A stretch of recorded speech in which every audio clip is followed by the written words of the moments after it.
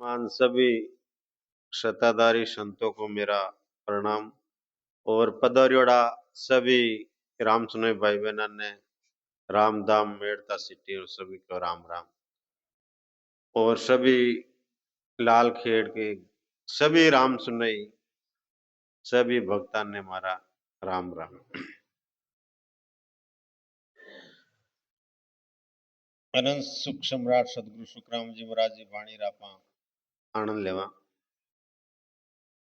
सदगुरु सुखराम जी महाराज जी वाणी के बारे में लाल खेड़ में तो समझो नो इतनी अपन में बुद्धि को नहीं मामे तो लाल खेड़ राम सुने ने समझा सका। आटे तो घर घर में भक्ति करने वाला और संत है।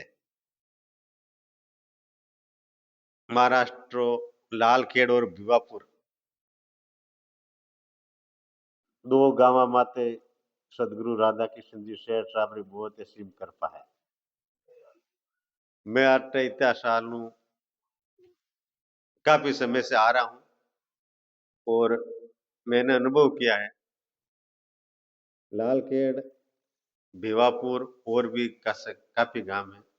उस गांव के अंदर सभी राम सुनई बहुत अच्छी भक्ति करते हैं और महाराज की वाणी जी के बारे में तो बारीकी से जानते हैं। महाराज के ज्ञान के बारे में भी बारीकी से जानते हैं और रोजाना सत्संग भी होती है और शताधारी संत भक्ति करने वाले भी अपने गांव में है। पहले भी थे और आज भी है। तो ये गांव का बहुत बड़ा भाग्य है और अपना भी भाग्य है। इस गांव के अंदर अपन को जन्म मिला है तो हम सब भाग्यशाली है। इस गांव वाले सब भाग्यशाली है कि इस गांव के अंदर अपना जन्म हुआ जिसके अंदर घर घर के अंदर ज्ञान और भक्ति भरी हुई है। फिर भी महाराज की वाणी से मैं कुछ भी हो सके उतना समझा।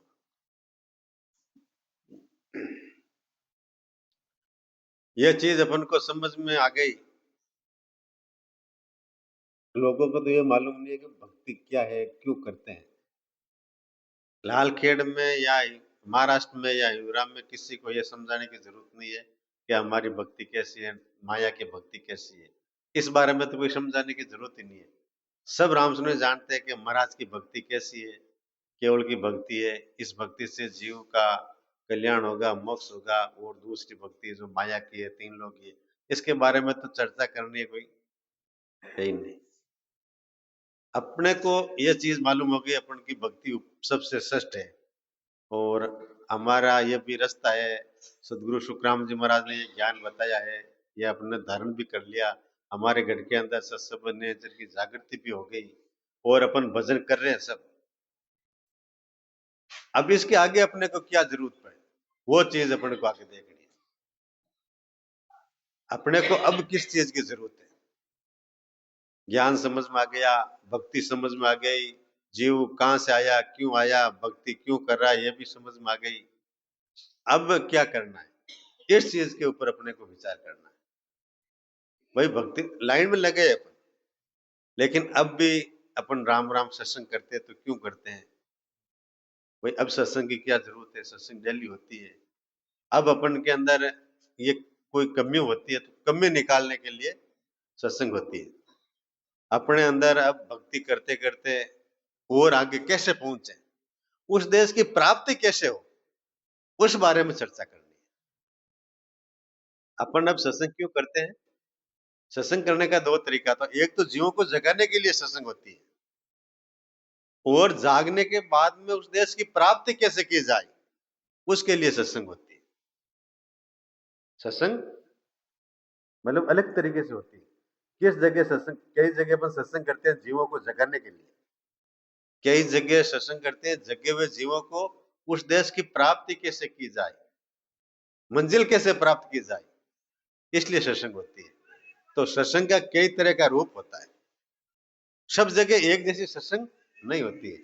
हर जगह सत्संग अलग होती है। हर जगह श्रोता अलग होता है। हर जगह श्रोता के अनुसार ही सत्संग होनी चाहिए और श्रोता के अनुसार सत्संग नहीं होती सत्संग का महत्व तो खत्म हो जाता है।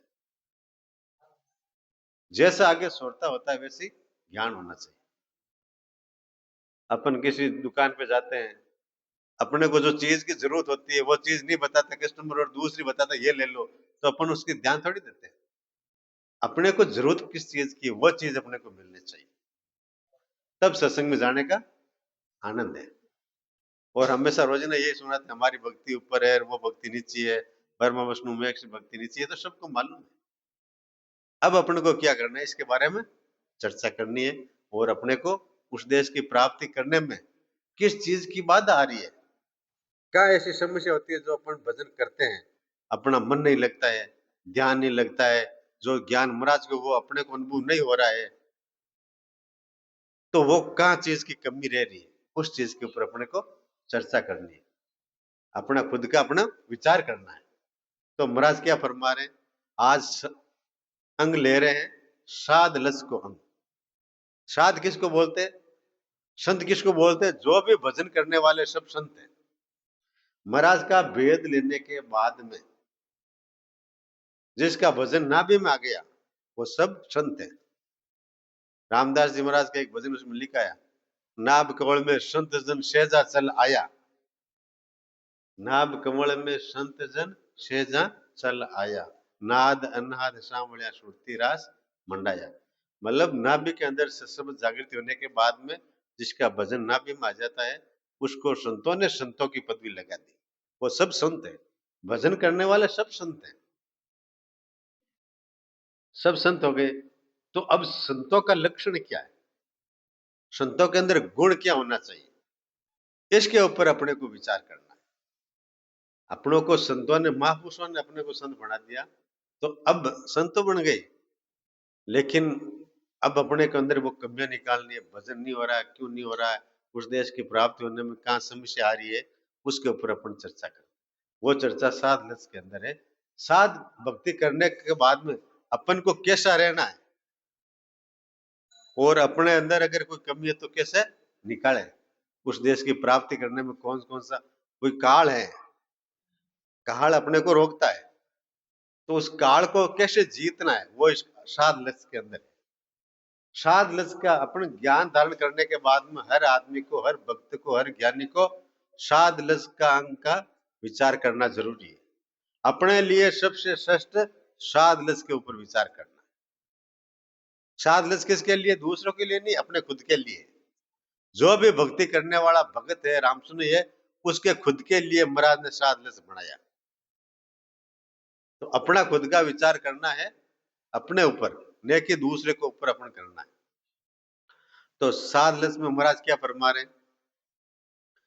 आहे रीत आद अनादि, स्वार्थ सबीर पुकारे, जन सुख राम मिल्या रे सब बंदे, तजिया देख विचारी। महाराज फरमाते, संसार की आदि अनादि से जब से सृष्टि रची तब से आज तक एक ही रीत है। क्या रीति है, आहे रीत आद अनादि, मतलब सृष्टि उत्पत्ति हुई, सृष्टि बनी, संसार बना, स्वर्ग लोग, मृत्यु लोग, संसार, पृथ्वी सब बना, जीव की उत्पत्ति जब से लेके आज तक एक ही रीत है। क्या रीत है, स्वार्थ सभी पुकारे।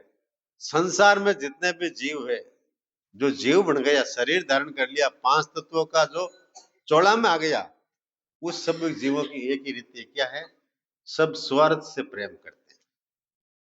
संसार में सब किसी से प्रेम करते तो स्वार्थ से करते, सबका प्रेम स्वार्थ का है। लेकिन भक्ति करने वाले संतों का प्रेम आत्म का है।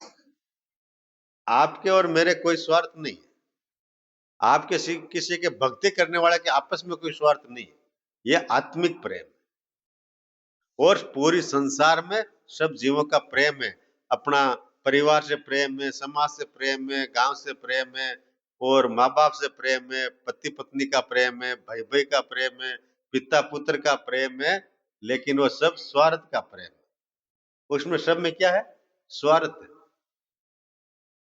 माँ और बच्चे के प्रेम, अपना पिता पुत्र को बड़ा करता, क्यों करता, कि बड़ा होके जब मैं बूढ़ा हो जाऊंगा मेरी सेवा करेगा, मेरा वंश चलाएगा, मेरा नाम चलाएगा, मेरे जब मरने के बाद में मेरा क्रियाक्रम करेगा, मेरा कंधा देगा। ये क्या स्वार्थ है, सब स्वार्थ से करते। तो महाराज फरमावे आहे रीत आद अनादि स्वार्थ सभी पुकारे। संसार पूरी स्वार्थ के ऊपर चलती है, और अगर स्वार्थ नहीं है तो संसार चलेगी भी नहीं। स्वार्थ खत्म हो गया तो स्वार्थ संसार चलेगी भी नहीं। जन शुक्रा मिलिया सब बंदे तजिया देख विचारे। महाराज के जब तक किसी आदमी की जरूरत होती है तब तक वो महिमा करता है, और संसार में स्वार्थ खत्म होता है वो उसकी निंदा करता है। ये स्वार्थ, ये संसार का काम है कि जब लग हेत देख मिल दोनों, तब लग जगत के ही जे। जन सुख राम साध लच ऐसा, पिया सब तिस छेजे। अब महाराज फरमाते संसार में और भक्ति करने वाले संतों में क्या फर्क है। संसार में और अपन भक्ति करने वाले में फर्क क्या है, अपना विचार करना। अपन भक्ति करते राम राम करते कि जब लग हेत देख मिले दोनों।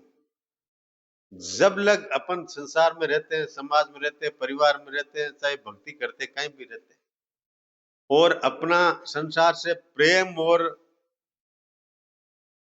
देह यानी धोखा, जब तक प्रेम और स्वार्थ है, जब लग हेत देख मिल दोनों, प्रेम भी है और उसका अपन द्वेष भी है। या तो प्रेम करते संसार से या राग द्वेष करते। चाहे अपन प्रेम करो स्वार्थ से और चाहे द्वेष करो, दोनों है। जब लग जगत कही जे, जब तक अपन जगत में है उस भक्ति में नहीं है। जब तक द्वेष है, राग द्वेष है, और जब तक प्रेम है, मोह है, जब तक भक्ति नहीं है। दिखावा क्या है, दिखावा। महाराज के जब लग हेत देख मिल दोनों, प्रेम है। आत्मा के अलावा अगर कोई संसार का प्रेम है वो सब प्रेम झूठा है। जब लग देख हेत मिल दोनों, और द्वेष है, मैं आपको देख के जलता हूं, आप मुझे देख के जलते हो, ये संसार का काम है, ये भक्ति करने वाले का काम नहीं है। अपन भक्ति उस देश की करते हैं जिस देश के अंदर मिलने के सब एक समान है, और उस देश में मिलने के बाद में वही रीति यहाँ होती है, जहां वहां होती है नहीं वही यहाँ अंग लक्षण वो यहाँ रहता है। यहीं से पता चलता है कि उस देश की प्राप्ति है कि नहीं है, नहीं पता थोड़ा चलता है, देखते ही पता चल जाता है। आप अपन सब लोग बैठे हैं, हर आदमी के देखते ही पता चल जाता है कि इसकी उम्र क्या है। शरीर देखते ये 10 साल का, ये 20 साल का, ये 50 साल का, ये 70 साल का, ये 100 साल का, कहने की जरूरत नहीं है। कैसे पता चलता है, शरीर देख के पता चल जाता है। पता चलता है कि नहीं। अपन आते हैं, आप बोलते हैं आज क्या बात है भाई, टेंशन में कैसे है, बोलने बिगड़ी पूछ लेते हैं, कैसे पता चलता है, शरीर का चेहरा देख के पता चल जाता है। इस तरह चेहरा से पता चल जाता है ये भक्ति करता कि नहीं करता है।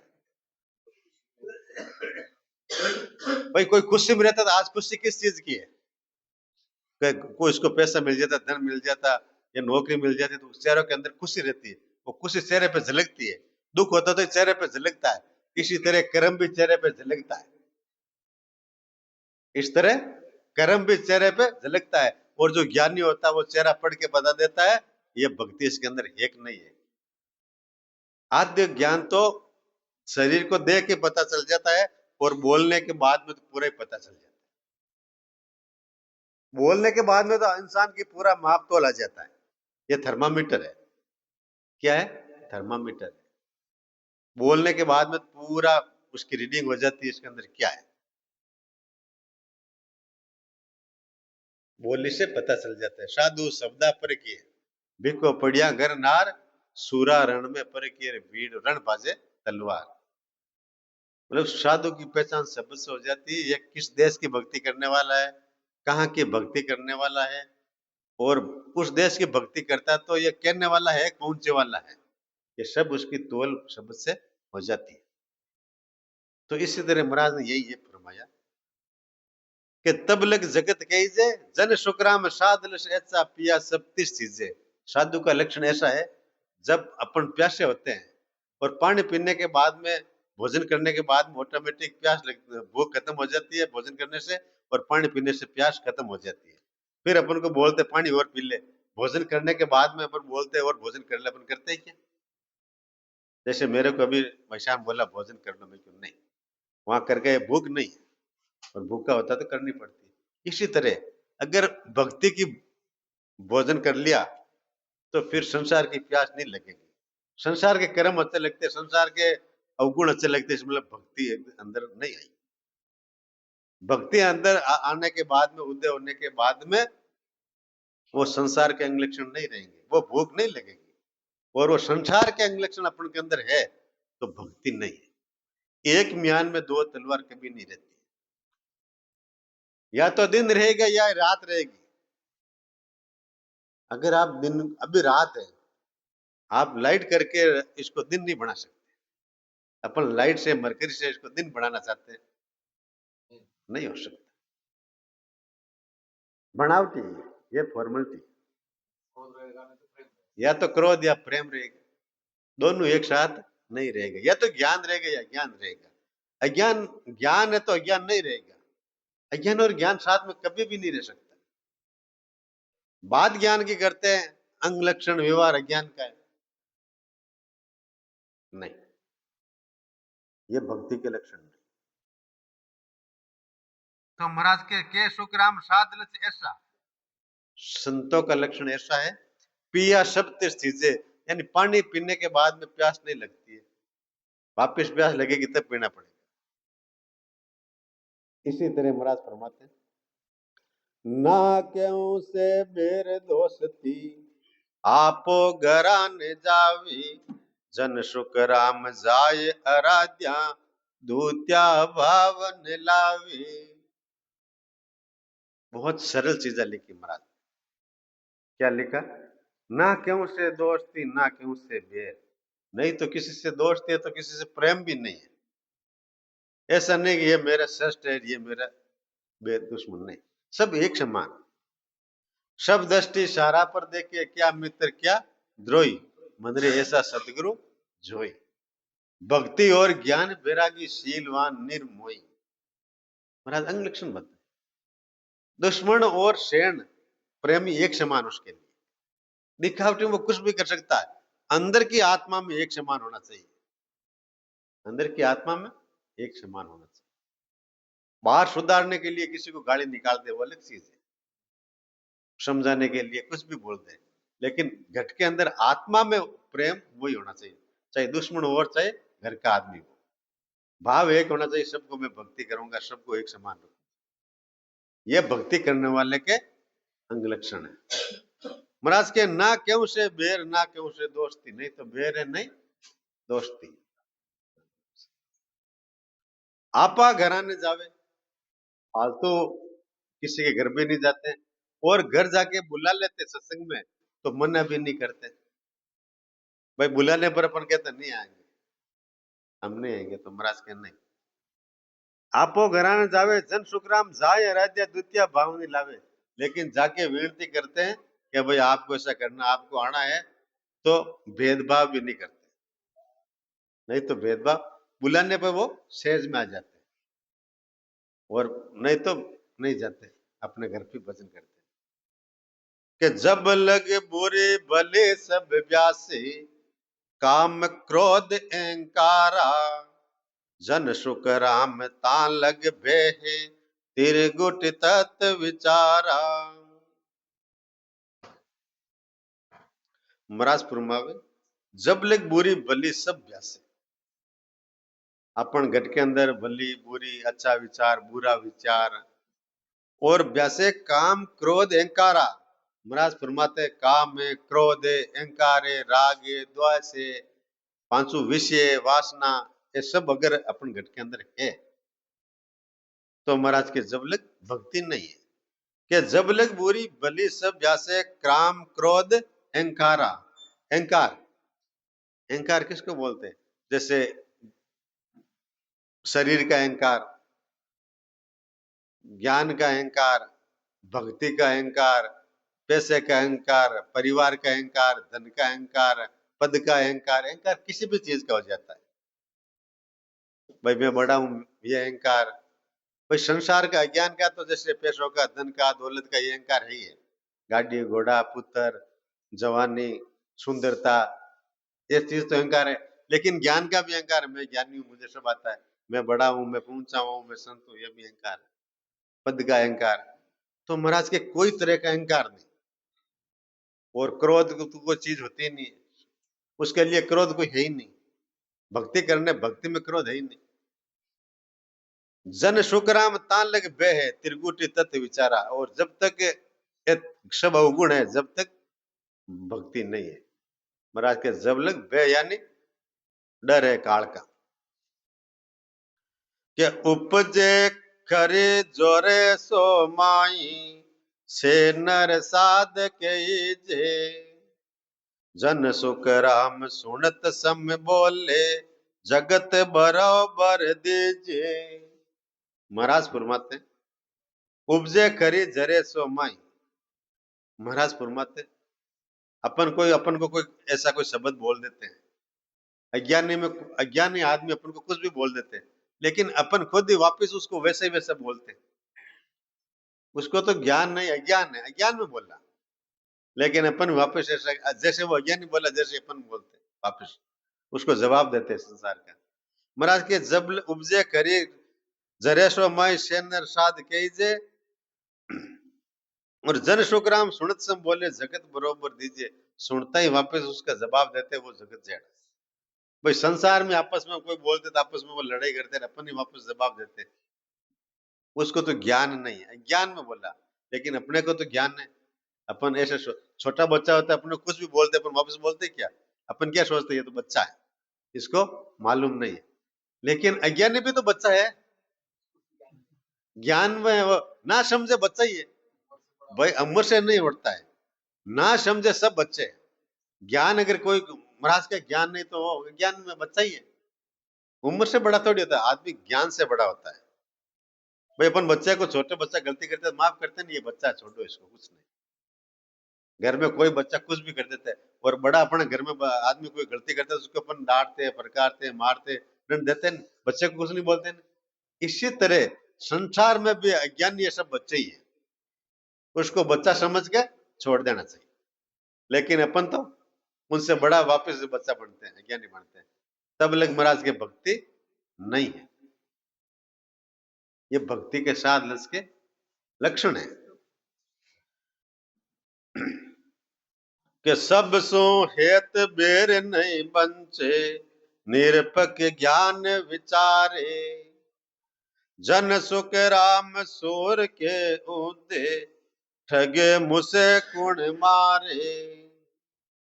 महाराज फरमाते हैं कि सब सु हेत बेर नहीं बंचे, सबसे प्रेम, किसी से बेर नहीं, आत्मा से प्रेम सबसे, सब उसके लिए सब परमात्मा का जीव दिखाई देते हैं, सब में राम जी दिखाई देते हैं, और सब में राम जी दिखाई देंगे तो किसी से बेर होगा ही नहीं।